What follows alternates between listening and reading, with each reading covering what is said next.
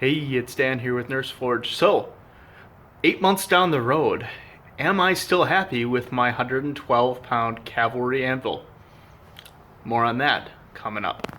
Alright, so again, I purchased this anvil back in April of 2019. It was roughly $500. I forget exactly what I paid. And I have been working on it ever since. So it is a huge step up from what I previously was working on,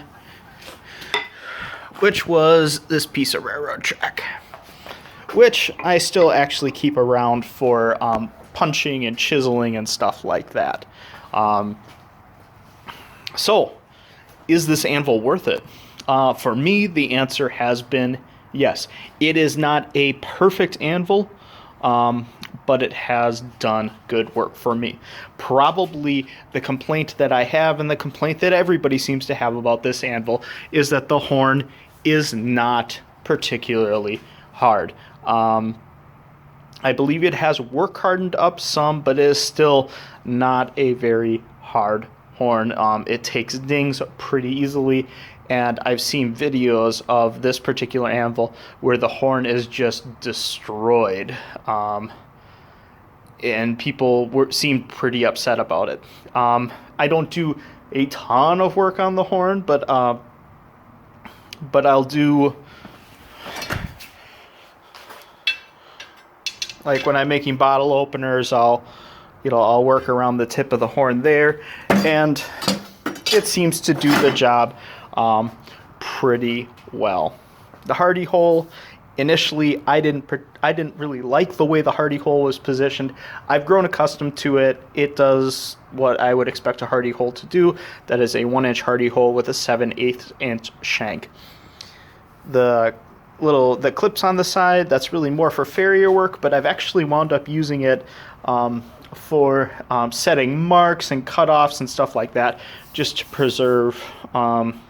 I really want to keep my edges on the face of my anvil very sharp, so I wind up using these for marking and stuff like that, just so that way I'm not always using the same the edge of the anvil for setting marks. Face of the anvil, dead flat, very hard.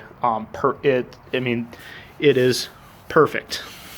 8 months of being used very regularly, and it is perfect. Turning hole here, Pritchell hole here. Don't know what to say about them. They do what I would expect them to do. The turning cams on the side, initially I was pretty excited about them because I thought, man, I'm going to be able to do lots and lots of nice bends with that. I wound up using the turning hole for setting bends and then refining them over the horn. The turning cams are just, if I was doing farrier work, I bet you I would probably use them a lot more, but I just don't.